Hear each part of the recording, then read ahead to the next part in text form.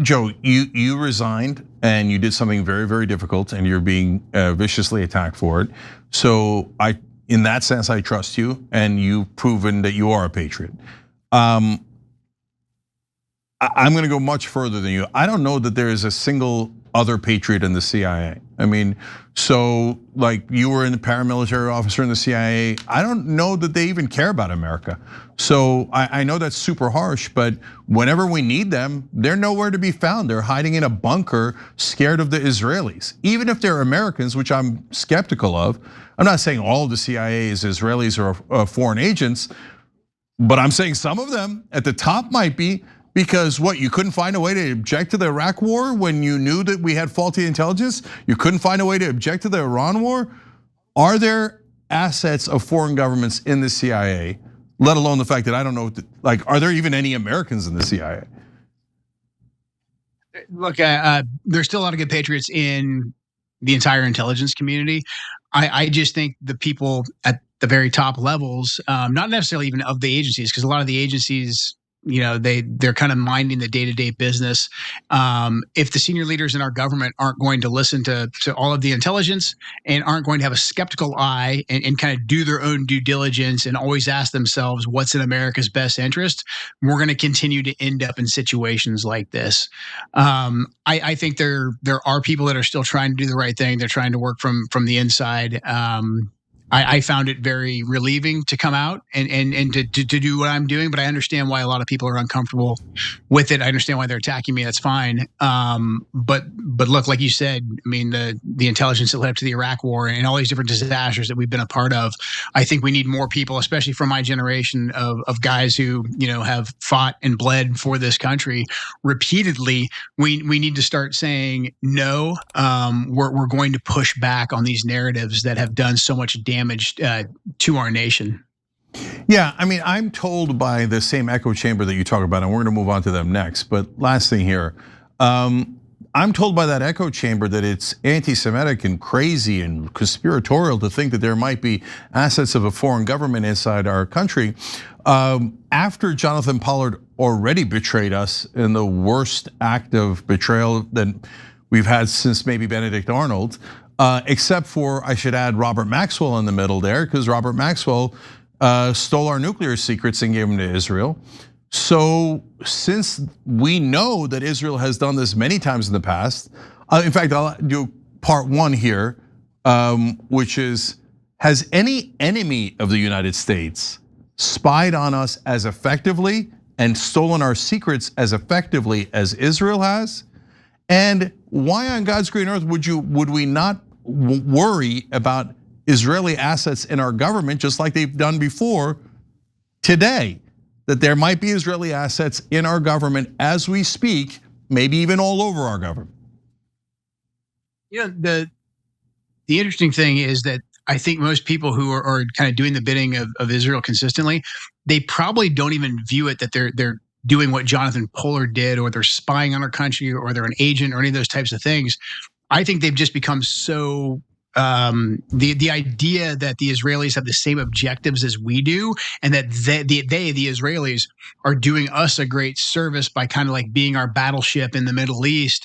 I think most of them just don't even realize what they're doing. I mean, because if you kind of grow up deeply steeped in the culture that we're in, especially working a lot in the Middle East and in the war on terror, like you kind of think, hey, the Israelis are our friends, and the Israelis take advantage of this. They really do. I'm sure they have more Jonathan Pollards. That wouldn't surprise me at all. But I think the people that are actually more effective than the Pollards, because the Pollards, it's one guy, and you have to get them to actually steal the secrets. But in terms of just their ability to influence, because of the access that we've given them, and the lack of frank conversations that we have prevented ourselves from having about what the Israeli strategic goals are and how they are vastly different than our own. That's kind of created the amount of influence that they have, which to me, if I had to choose between having a couple really well-placed spies that were giving me clandestine information or having a vast influence network, I'll take the vast influence network any day. And the Israelis have done a very, very effective job of spreading that throughout our government. Yeah, so, well, along those lines of the assets that are on the less powerful side, which is actually the workers inside our government, although from time to time they do massive damage.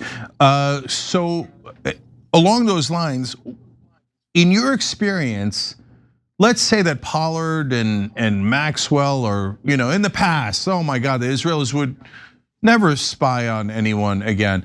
Has that been your experience, that when you were in intelligence, everybody was like, oh, the Israelis have never been dishonest with us, where they're always just so giving and have been so honest every time we've interacted with them? Is that the experience of intelligence in America? No, this is where their influence network is very effective at bypassing the intelligence community, because a lot of guys you get that have ground level experience of working with the Israelis, they'll basically say what I say behind closed doors. They'll be like, hey man, the Israelis are pretty good at what they do, but they're always running game on us, and they have an objective. They use us as force multipliers. And I think initially when you're first exposed to them, like maybe Mossad will whiz bang you on how they killed Mugdania or something like that, and you're like, wow, these guys are pretty good. But most experienced folks, and I had a mentor of mine years ago when I didn't know as much about the world, say to me, you got to watch these guys. They're always running game. They always have an agenda. They sound great, and so you're going to put your guard down, but you got to have your guard up around them. And I think that's fairly well known by most professionals in the intelligence community, especially if you work a lot in the Middle East.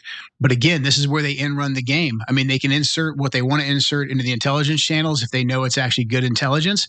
But then when they come to drive their agenda, they do it through their influence agents. They do it through their direct access by having basically both sides of the aisle on speed dial, and both sides of the aisle have their guy or their person that they're used to working with. And that's how they can short circuit the low level skeptics that might be in the actual intelligence community itself. So in your experience, do other governments just view us, if they're allies, as like buddies and friends, or are they looking to get something for their own government from our government? So I ask that because our very, very gullible press, if they are in fact gullible, if that's really why they don't get anything apparently, say that, oh no, they're our friends and allies and buddies, we should just trust them. Or do you think that Israel is basically treating us as suckers? Why would we fight Iran when we can get America to fight Iran? And as you pointed out earlier, Israel doesn't have enough ground troops to fight Iran, so of course you get the suckers in America to fight it for you. We spent $8 trillion on what they called the global war on terror, but I checked the map, it wasn't global at all. It was only against Israel's neighbors. And if you can get us to spend the $8 trillion, if you can get us to give you $330 billion, is that really a friend, or do they just think we're a piggy bank and a bit of a sucker for giving them all these things? It's hard to argue with the logic, honestly. I mean, I wish I could tell you it was different, but I mean, the Israelis run effective game on us. This is yet another war that they've gotten us sucked into. I mean, I spent a lot of time in Iraq, lost my late wife in Syria. The Israelis have been very effective at dragging us into these wars that benefit them, that benefit their interests. And this is just yet another chapter. So at some point, I think we need to have that honest discussion with ourselves and say, like, what do we actually get out of this relationship, and are we being played here? And I think the more you look at it objectively and non-emotionally, and separate how we may feel, about the place of Israel and the concept of Israel, et cetera, I think any sober analysis will say that the Israelis are taking us for a ride. They're playing us. They are getting way more out of the relationship than we are. I literally have no idea what we're getting out of the relationship. All they've ever done is betray us. If we're being just factual, right? Pollard, Maxwell, Iran war, Iraq war. We've spent trillions, they've stolen from us. What kind of ally is this? With allies like this, you don't need enemies. So now that brings us to the echo chamber. The echo chamber is outraged by that kind of talk. How dare you bow your head to beloved Israel? I don't know why they're beloved. I don't know why we have to love them. So let's talk about the echo chamber. So it's inside the government and outside the government. So tell us first about the echo chamber inside the government. What is that? I mean, it's mostly the official engagements that senior ranking Israelis will have, and again, because they're, air quotes, our close ally, they do have a good deal of just access. They're They have consistent engagements with, our intelligence services, our military, our diplomats, our senior government officials, basically from both sides of the aisle. I can just tell you what I saw, within the Trump administration. They had good access there. Bibi was at the White House, 7+ times in the lead up to this, I believe, is the count. Not to mention all of, Bibi's deputies and other surrogates that engaged. So that takes place, on official channels, unofficial channels, because a lot of these guys have longtime relationships with the Israelis. But then usually what we would see is there would be a message, there'd be a theme. For instance, I used the moving of the red line. It's not, Iran can never have a nuclear bomb. It's Iran can never enrich. And you would hear this consistently. They would all get on the same sheet of music and they would echo this in all their different engagements. And then it would pop right up in the media as well. You'd see it on Fox. You'd see it in the New York Post. You would see it, especially because, President Trump's the president right now. And I'm sure this is the same on the Democrat side. You would see basically the same talking points being echoed. And so they would kind of move in unison to get across whatever point they wanted to get across. I mean, to observe it, from the inside, but being able to take a step back and look at it again, it's rather impressive, but it's not the sneakiest thing. You would see these things take place, and then a handful of us, would say, "Hey, is this really happening? Like, what we can see what they're doing here." And again, usually it would not be reflected inside of intelligence channels. Like the facts that when we would go to fact check what they were saying, it just wouldn't match up. But again, because of the amount of influence that these guys have and the ability for them to get a message out into the media, official engagements being echoed in the House, being echoed in the Senate, it's very effective.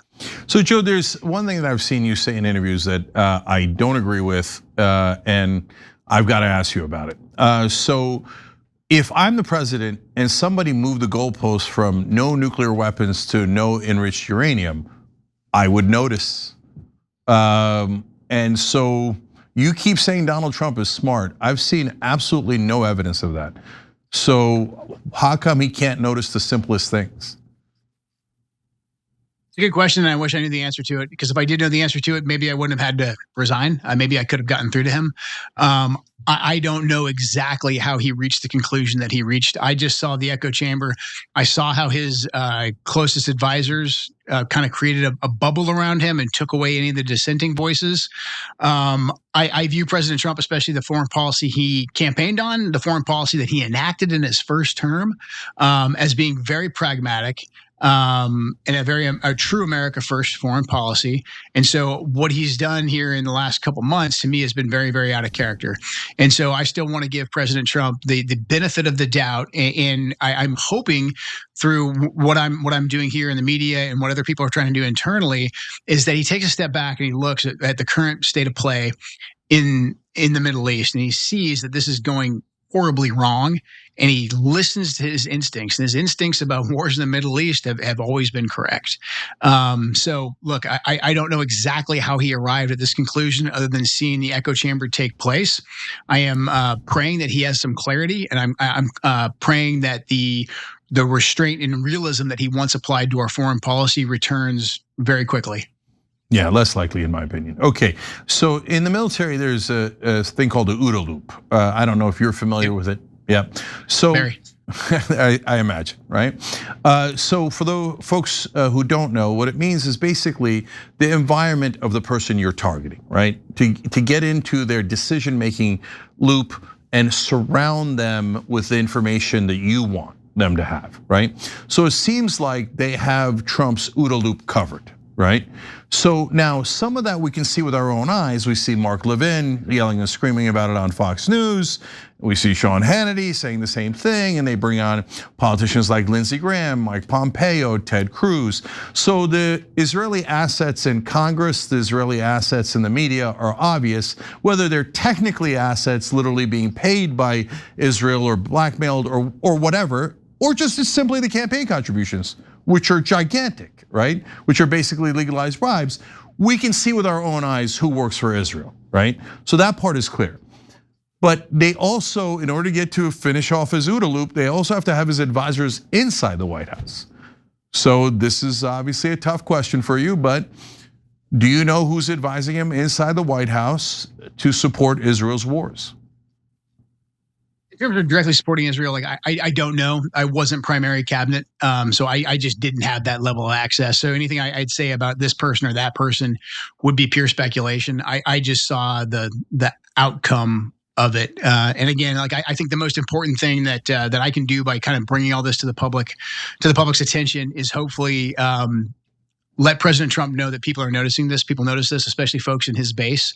And for him, again, to step back and to say, how do I get out of this situation? And to stop listening to whoever those advisors are that have gotten him into this predicament that he's in right now, that he has all of us in, actually.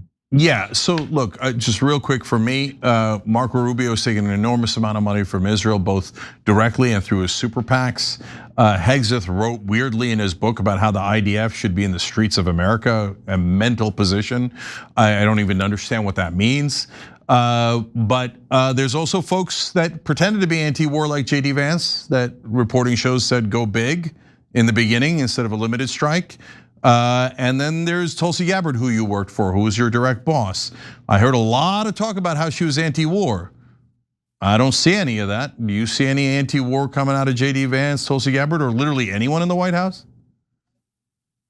All I can really say is that there are dissenting voices who feel that they can make more of a difference on the inside and provide the president counsel in private. Yeah, look, I felt that the most effective thing I could do is the path that I took. There are other people who I think share our skepticism of the Israeli objectives and who are working diligently from the inside right now to try and get us to a better place. Yeah, so that's another place where we diverge. If they have these dissenting voices and they're airing them out, well, then they're incredibly ineffective. That's a guarantee. You can't disagree with that. So their strategy of, I'll stay internally and kiss Trump's ass and kiss Israel's ass really hasn't worked at all and doesn't look like it's ever going to work. So if they're anti-war, now would be the time to speak up, by the way, just like you did. Every time you ring the bell below, an angel gets his wings. Totally not true, but it does keep you updated on our live shows.